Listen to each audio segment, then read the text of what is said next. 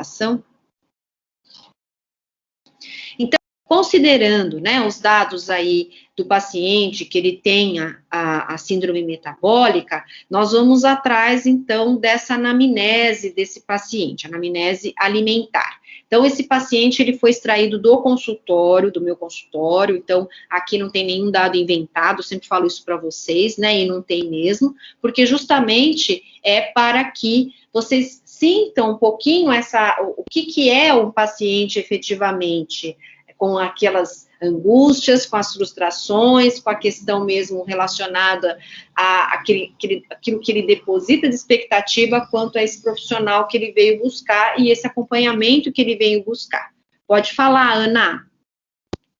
Lu, você falou que ele tem síndrome metabólica, mas ele não tem os 3 parâmetros, ele tem 2, não é? Então, é assim, ó, como a gente tem, por exemplo, um IMC, que depois nós vamos falar lá no próximo slide, um IMC alto, dificilmente a pessoa que tem um IMC alto, ela não tem uma circunferência da cintura também proeminente.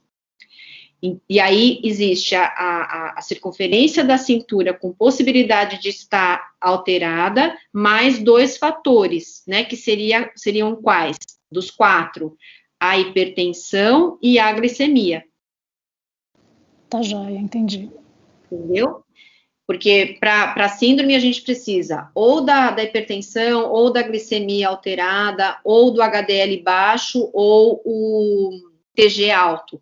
Aqui a gente já fecha com 2 e somado a uma circunferência da cintura aumentada, que provavelmente deve ter, porque dificilmente com IMC alto não vai ter a circunferência aumentada, tá? Então, é um paciente que ele faz 4 refeições por dia, almoça em restaurante por quilo, que isso é bem comum, né? Antes da pandemia, principalmente, a gente tinha, eu atendi muitos pacientes que tinham esse tipo de perfil de escolha, né? De almoço, sempre para algo mais rápido, mais prático, e acaba recorrendo aí aos restaurantes por quilo. E hoje, tivemos, lógico, um período aí que foram fechados os restaurantes, mas tem voltado os restaurantes com aquele rigoroso sistema aí de higiene, e tem voltado também pacientes com esse mesmo perfil aí de escolha na hora do almoço. O jantar, ele substitui por lanches.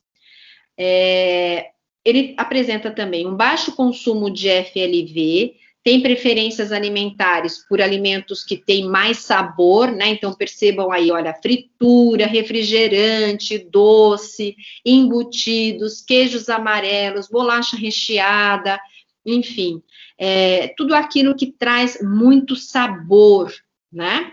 E refere a aversão por frutas. E aí, quando a gente tem um paciente que almoça num quilo, uma possibilidade para aquele que tem um jantar substituindo por lanche, uma sugestão que a gente já pode fazer aqui, que a gente começa a pensar, né? A partir do momento que a gente começa a ver os dados, a gente começa a fazer algumas já conjecturas do que vai ser esse plano dietoterápico. E aí uma possibilidade é ele utilizar esse restaurante por quilo para fazer, de repente, uma marmitinha e aí ele levar à noite para ele comer. Né? Então, é lógico, pensando na questão higiênico, né, sanitária, da escolha que ele vai fazer na hora do almoço, com rigorosa cuidado aí, de não ter nenhum tipo de contaminação, e aonde ele vai armazenar, de repente, essa refeição, poderia ser uma sugestão para ele, porque muitos pacientes, eles substituem o jantar por lanche, ou por um hábito da família que vem há anos, ou mesmo porque às vezes chega em casa tão cansado, mora sozinho, ou mora com menos pessoas, que não tem essa necessidade imperiosa de fazer uma refeição, né? Eles julgam que não teria essa necessidade, por mais fácil que seja, mais rápida que sejam as suas sugestões aí que você vai orientar, mas às vezes ainda assim, né, fica mais complicado. Então, uma das possibilidades seria ele faz lá o seu prato, e aí depois ele pode montar uma refeiçãozinha que ele possa consumir à noite, que ele possa aquecer, de repente, no micro-ondas, porque está tudo pronto, né? E ele tem até, inclusive, uma variedade maior aí, porque normalmente restaurante por quilo, você tem variedades de carnes, né? Muitas vezes de legumes, de verduras, enfim, né? Então, seria aí já uma dica para a gente pensar na hora de pôr de estratégias, né, para ele poder conseguir melhorar aí esse estado nutricional. E aqui que foi pedido foi o quê? Que calculasse o NET, a distribuição calórica dos macronutrientes, e depois, né, foi pedido também as orientações dietéticas que você daria para esse paciente. Então, considerando aí o cálculo de calorias, que é o primeiro que nós vamos utilizar, então, primeira coisa, eu vou já sugerir que esse paciente ele tenha uma síndrome metabólica em virtude da hipertensão e glicemia, que provavelmente existe uma circunferência da cintura superior a 80 centímetros, que é o que confere né, esse diagnóstico de síndrome metabólica. Então, o IMC, aqui até, Ana, que você falou, mas ele não tem uma síndrome metabólica. Ele tem porque com o IMC de 33,96, provavelmente aí ele vai ter essa circunferência aumentada. Aí, optamos para fazer o cálculo de GEB pela OMS de 95, que é destinada somente para os pacientes obesos ou com sobrepeso. Então, ele vai dar um valor em milijoules, veja, um valor bem baixinho, né? Olha aqui, 7,961 milijoules, que multiplicado por 240, a gente transforma esses milijoules em calorias. Então, esse valor dado seria um valor de gasto energético basal, ou seja, é um indicativo para mim que o ideal seria eu utilizar pelo menos, ainda que eu queira perder peso, pelo menos essa quantidade calórica. Por quê? Porque quando dá muito abaixo desse metabolismo basal, o que eu posso propiciar? Uma grande perda de massa muscular, que é a massa metabólica ativa, e com isso, ele, depois de um tempo dessa perda de peso intensa, ele vai parar de perder peso e vai ser muito mais difícil a gente manter esse peso, porque qualquer desajuste nessa ingestão alimentar, ele passa a ganhar peso e às vezes até ganha o dobro e ele não tem mais aquela massa metabólica ativa como tinha antes. Então, a gente tem que fazer de tudo para preservar essa massa metabólica ativa, que é a massa muscular. Então, quando eu proponho uma perda de peso muito rápida, eu vou propor também uma perda de peso grande de massa muscular, tá? Então, aqui, essa seria uma primeira etapa, então, indicativo de que eu poderia dar pelo menos aí próximo dessa quantidade, e aí multiplicado pelo fator atividade, que na maioria das vezes a gente usa 1,3, por ele não referir em nenhum momento que pratica atividade física, e às vezes no início não vai praticar mesmo, né, porque é muita mudança na vida do paciente, então pode ser que realmente ele não faça nenhuma atividade física num primeiro momento, mas a partir do momento que ele se sentir estimulado com a dieta, né, perceba que vai perder peso devagar, com qualidade de vida, ele se sinta estimulado aí a essa prática de atividade física.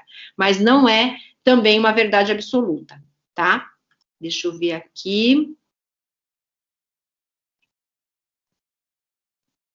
Então, a Fabiana está perguntando assim, manter o GEB, eu evito aquele efeito platô da perda de peso. Então, ele vai chegar no platô, mesmo quando a gente faz uma perda gradativa de peso.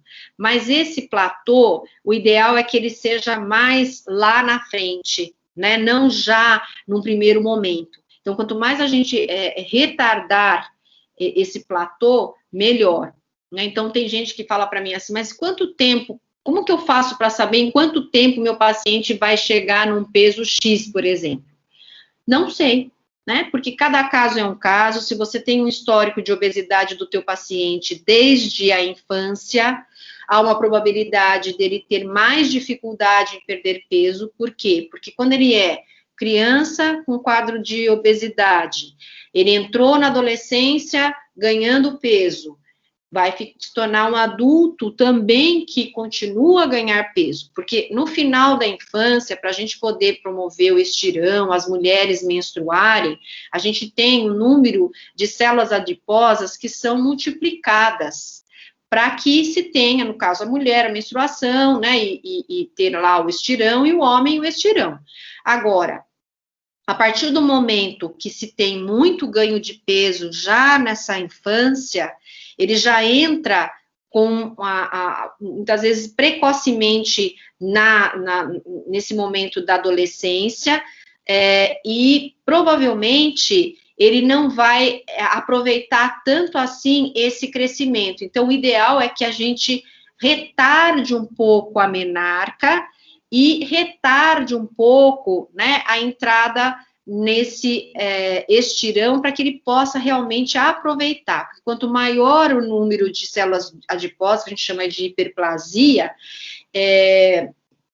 ele pode adiantar a menarca. E a partir do momento que a mulher menstrua, ela não aproveita tanto assim esse crescimento, né? Ela vai crescer, obviamente, mas se a gente puder retardar um pouquinho mais, a gente aproveita mais com que esse crescimento possa distribuir melhor essa gordura corporal. Então, não é que nós vamos trabalhar, por exemplo, na criança com restrição grande de calorias, né? Como muitas vezes a gente acaba tendo que fazer para alguns pacientes obesos, e nem grande, né? Mesmo que seja uma restrição aí, que seja. Com a criança, a gente pode fazer com que ela pelo menos mantenha o peso, ainda que classificada como obesa, para que ela possa retardar um pouco essa menarca, ou no caso aí, a puberdade, né? E aí a gente consiga aproveitar esse crescimento, né? Então, vai depender, como eu falei, do histórico da obesidade. Então, é importante, dentro dessa ficha de anamnese, você perguntar para o paciente qual o período que ele começou a ganhar peso, para a gente saber um pouquinho dessa história da obesidade, e aí a gente acaba entendendo até melhor toda essa fisiologia, essa fisiopatologia, né? E também a gente consegue trabalhar estratégias aí para estimular essa perda de peso. Quando eu falo trabalhar estratégias, de repente eu posso colocar um alimento que é mais termogênico, um nutriente mais termogênico, e aí nós vamos monitorando semanalmente, ou ao mais tardar a cada 15 dias, esse nosso paciente. Porque um paciente com quadro de obesidade, ele tem que ser tratado semanalmente ou quinzenalmente, ainda que você vai usar o recurso aí de um WhatsApp para poder ter a notícia dele semanalmente, tudo bem, mas você não pode ficar muito distante dele, né? Então, como eu falei na aula passada, nós vamos trabalhar muito a questão comportamental, né, de dar apoio para esse paciente, ele tem que se sentir acolhido, né, ele não tem que se sentir julgado, ele tem que sentir que aqui nós estamos fazendo uma proposta juntos, não é desagregado, né? Ele tem que pensar que todas as estratégias que estão sendo inseridas, elas são realmente para que isso seja para o resto da vida dele, né? Então, não tem, muitas vezes o paciente vem com uma ansiedade, vem com um peso meta, né, lá para ele vir na próxima consulta com esse peso meta que tem que chegar, e não é por aí. Né, cada organismo responde de forma diferente. O que seria ideal? Se perguntasse para mim assim, o que você acha ideal de perda de peso durante a semana aí? Em torno de meio quilo a 1 quilo por semana, porque é uma perda constante, que depois lá na frente vai se tornar duradoura quando ele chegar num peso considerado ideal, tá?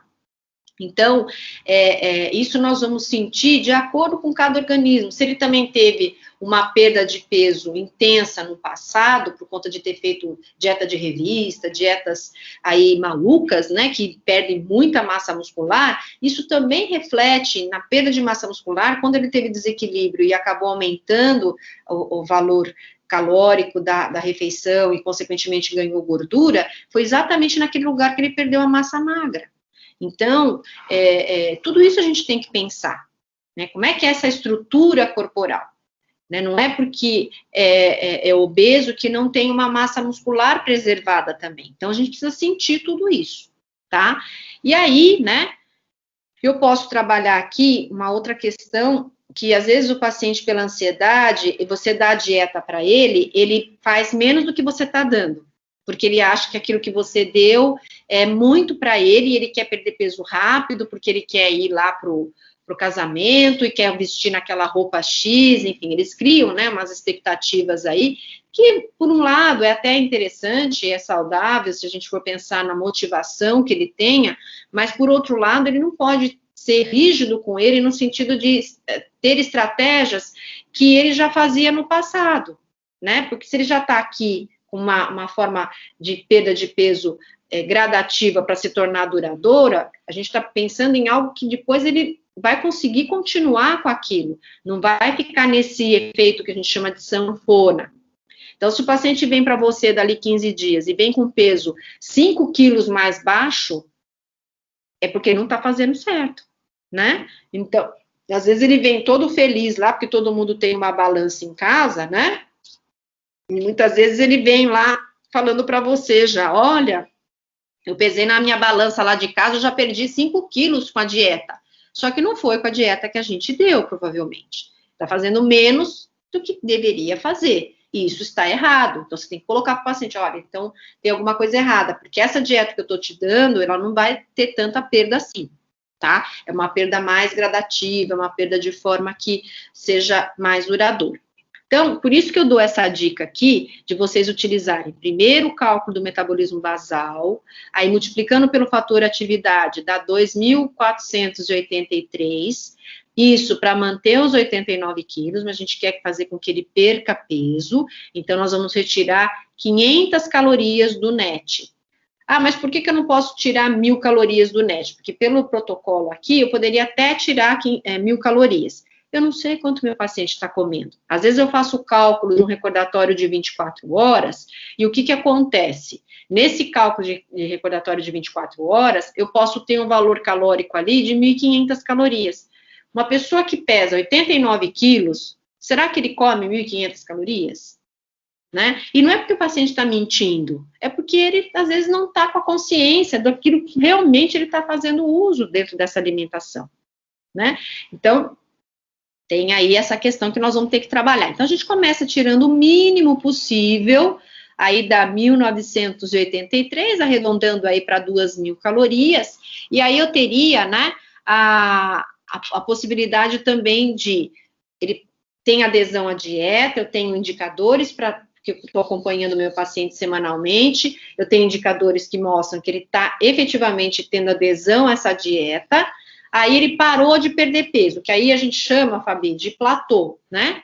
Aí eu vou novamente calcular aqui essa fórmula, vou fazer tudo igual, aí eu vou ver se eu tiro 500 calorias de novo, ou um pouco mais, enfim, e aí, de novo, eu trabalho com esse valor calórico.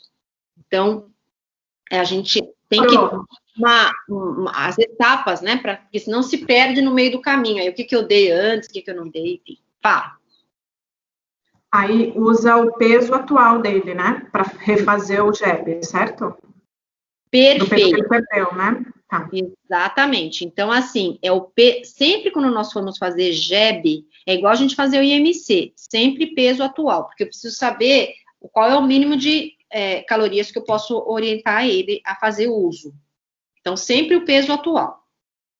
Bom, aí aqui, né, caminhando mais um pouquinho, o que a gente tem? Uma recomendação proteica de 15% a 20%, ou de 0,8 a 1,5 gramas por quilo de peso ideal. Por quê? Porque se eu for usar os 89 quilos, eu estou superestimando essa quantidade proteica, que não é interessante. Então, eu tenho essas duas sugestões, mas eu, particularmente, eu gosto mais de gramas por quilo de peso. Pela experiência, eu acho que quando a gente dá gramas por quilo de peso, a gente tem a referência da quantidade que foi utilizada. Eu, particularmente, eu adoto o uso de uma quantidade de proteína que dê normoproteica. Então, no primeiro momento, essa dieta, até para que eu sinta um pouquinho esse organismo, né, como que ele vai responder quanto a essa perda de peso, trabalhar tudo normolipídica, glicídica. E a combinação é que se faz necessário dentro dessa programação dos macronutrientes. Então, quando eu falo em combinação, é a questão do uso do carboidrato complexo, ou aquele carboidrato de alto índice glicêmico com a fibra solúvel, que daqui a pouquinho nós vamos falar mais sobre isso. Eu sei que tem alguns profissionais que já trabalham no primeiro momento, como o paciente obeso, ele vai perder peso, né, o intuito é esse, é óbvio, e ele já faz uma atividade física, por exemplo, eles usam trabalhar aí com uma quantidade proteica mais alta, para estimular essa conservação dessa massa muscular, porque ele está fazendo atividade física, então ele está fazendo uma atividade, por exemplo, anaeróbia, e aí ele faz esse ajuste aí em função dessa atividade física. Mas, para um paciente como esse, eu vou usar a hiperproteica quando ele chegar num platô, porque aí eu tenho a chance de dar um pouco mais de proteínas e pensar na questão da termogênese. Porque para digerir e absorver, a gente gasta também, né, energia aí, tá? Então, aqui, eu coloquei, né, 0,8 gramas, 79 quilos, que seria o peso ideal, que eu peguei aqui pelo IMC, né? Então, eu não vou usar, lógico, o IMC de 24,99 para multiplicar aqui, porque senão vai ficar muito distante da realidade dele, e mesmo assim a gente já está aqui com um déficit de 10 quilos. E aí, então, a partir do momento que ele parar de perder peso, eu faço novamente, eu tenho certeza que ele tem adesão, óbvio, né? Aí eu faço novamente o cálculo e aí eu trabalho com uma dieta hiperproteica. Então, acima de 1, né, já é hiperproteica, 1,2, 1,3 e assim por diante, tá?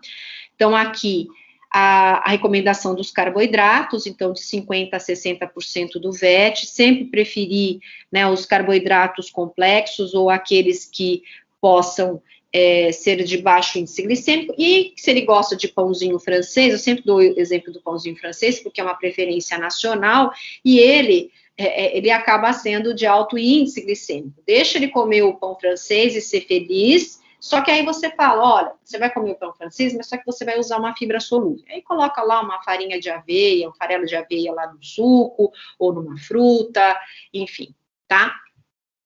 O carboidrato... Oi, tá.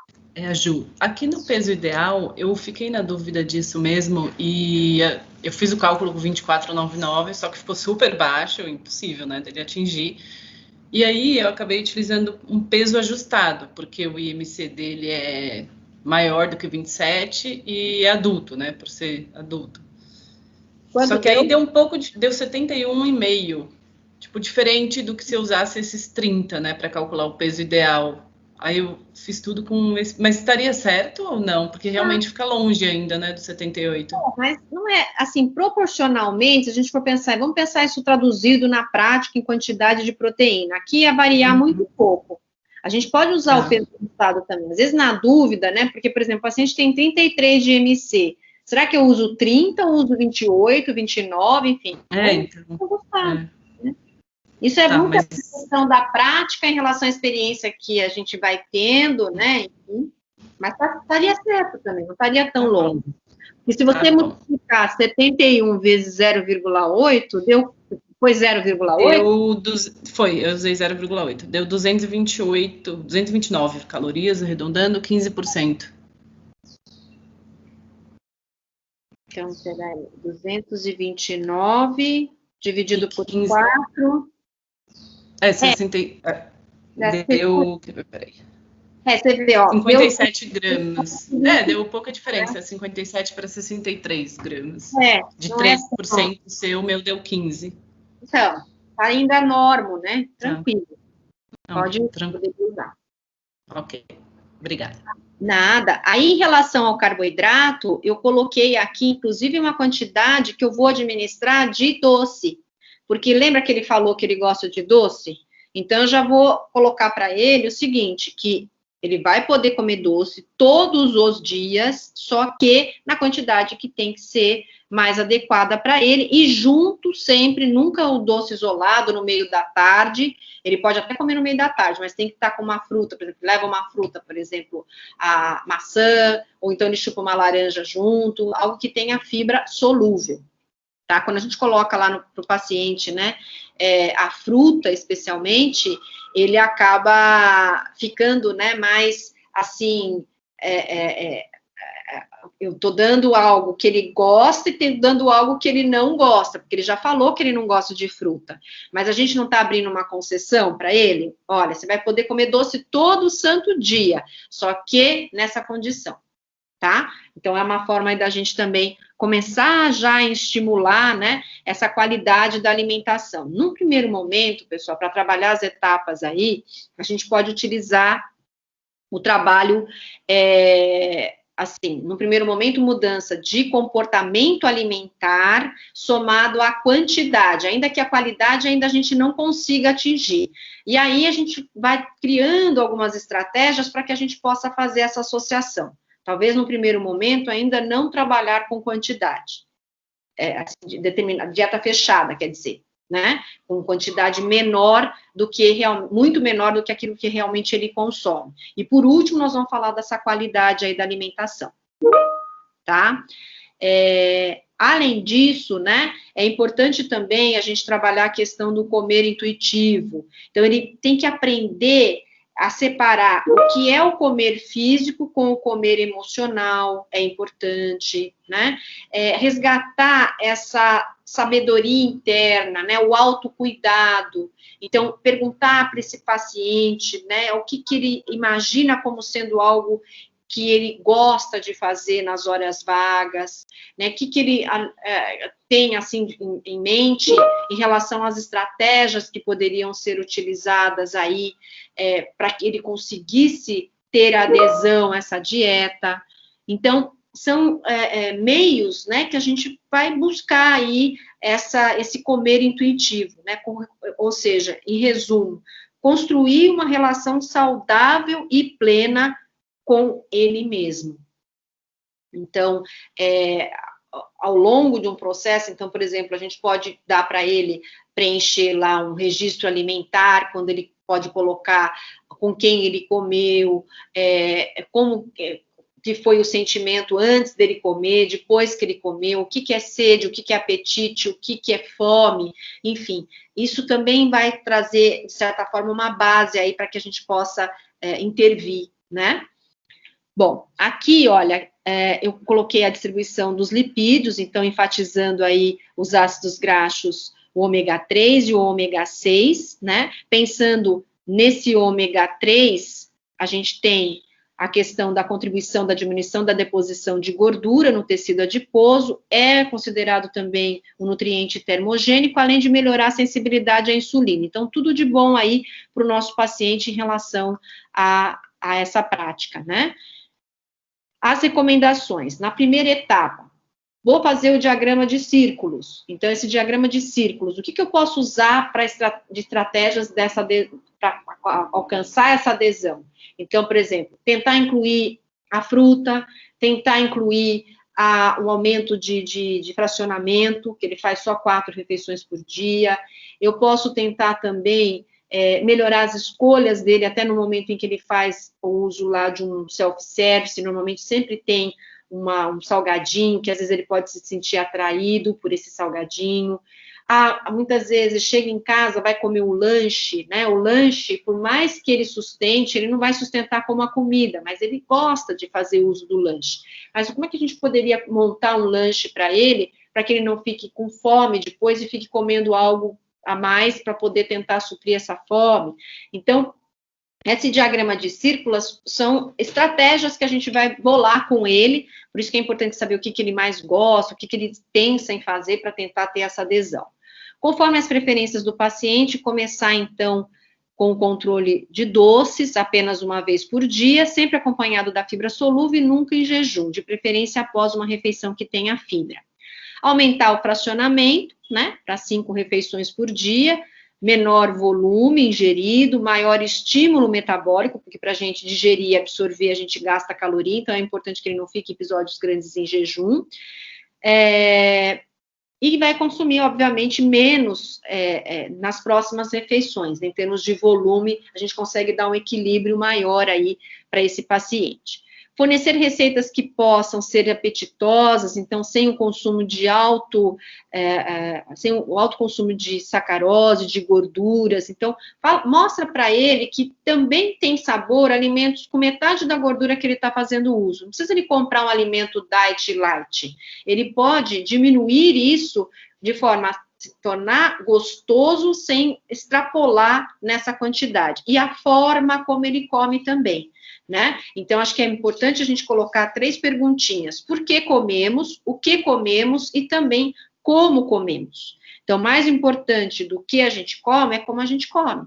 É aquele comedor que é compulsivo, aquele que não presta atenção no que está levando à boca. Então, vamos estimular o Mindful Eating.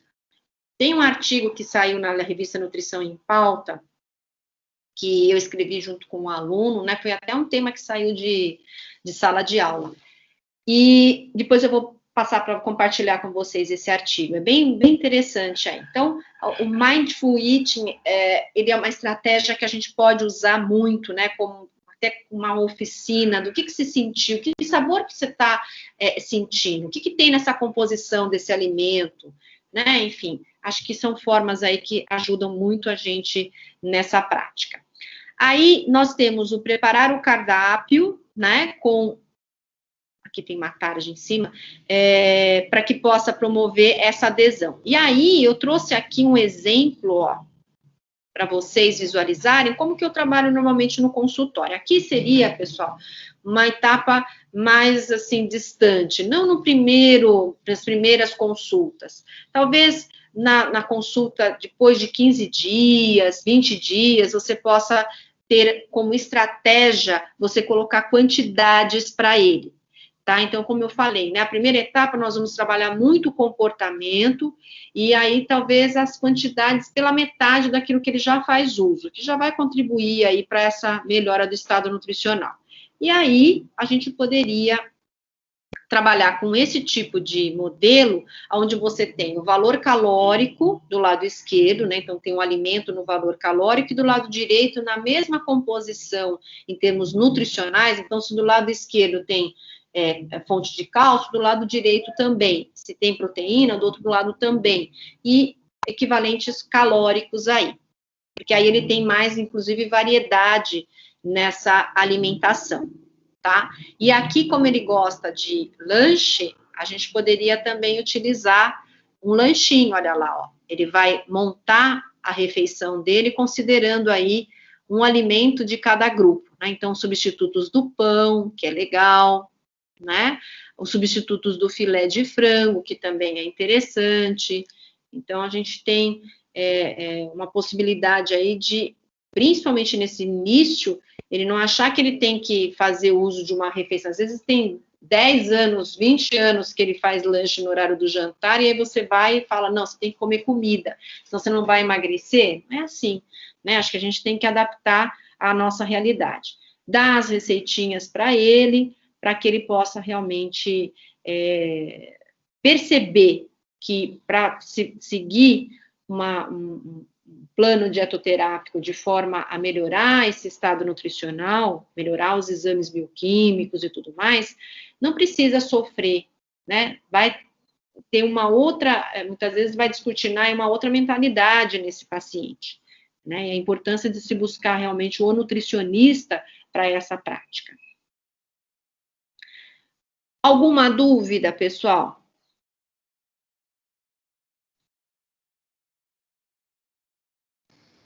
Tudo certo, Lu. Tudo certo? Então, hoje eu acabei estendendo aí, por conta da devolutiva e também da nossa discussão aqui. Então, a gente fecha o ciclo obesidade e agora vamos para outro assunto aí na semana que vem. Eu começo com transtornos alimentares. Tá bom? Hoje a gente ficou aí com o horário mais engessado, mas aí na semana que vem a gente consegue dar essa aula de transtorno, não tem Problema nenhum, não vai comprometer aí o conhecimento de vocês. Certinho? Então, boa semana para vocês. Qualquer coisa, eu estou aqui no Teams, eu vou baixar, já vou ver se eu já faço baixar no transformação no YouTube, e bem como essa discussão também. Tá bom? Tchau, tchau, pessoal. Fiquem com Deus, viu? Professor, hoje não tem forms, né? A presença foi pelos grupos do trabalho, né? Muito bem, Emília. Deixa eu só checar aqui. A Amanda, ela entrou em algum momento? Eu não sei te falar, professor. O Bruno, ok. Porque eu só senti falta da Amanda, da Marcela e da Nicole. Só esses que não participaram dessa devolutiva.